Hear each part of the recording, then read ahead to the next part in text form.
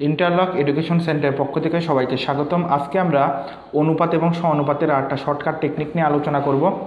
যদি কোনো গণিতে মোট পরিমাণ আর অনুপাত যদি দেওয়া থাকে, পৃথক পৃথকভাবে পরিমাণ নির্ণয় করতে বলে, তাহলে পরে আমরা একটা উদাহরণ থেকে দেখে আসি।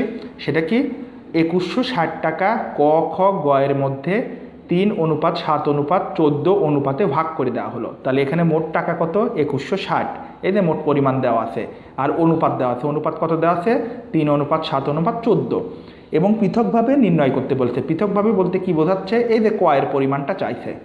এইভাবে ক্ষয়ের পরিমাণও চাইতে পারতো, গয়ের পরিমাণও চাইতে পারতো। এই ধরনের যদি অঙ্ক আসে তাহলে আমাদের পৃথকভাবে পরিমাণ নির্ণয়ের সূত্রটা কি? মোট পরিমাণকে অনুপাত দ্বয়ের যোগফল দিয়ে ভাগ করতে হবে। এইবার যার পরিমাণ চাইছে সেই পরিমাণের অনুপাতটা গুণ দিতে হবে।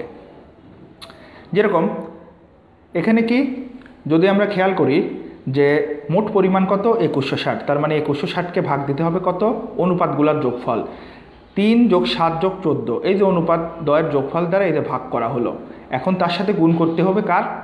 যার পরিমাণ চাইছে সেই অংশটা। কার পরিমাণ চাওয়া হয়েছে? কয়ের পরিমাণ। তাহলে কয়ের এখানে পরিমাণ কতটুকু ছিল? 3 ছিল। তার মানে এর সাথে গুণন হবে কত?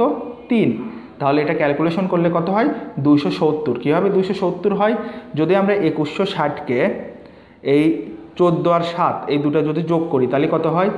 14 আর 7 21 আর 3 কত হচ্ছে? 24। এই 24 দিয়ে যদি ভাগ দেই এবং এটার সাথে যদি 3 দিয়ে গুণ দেই, তাহলে এটাকে যদি আমরা ক্যালকুলেশন করি তাহলে কত হবে? 270 টাকা। অর্থাৎ এখানে কয়ের পরিমাণ কত? 270 টাকা।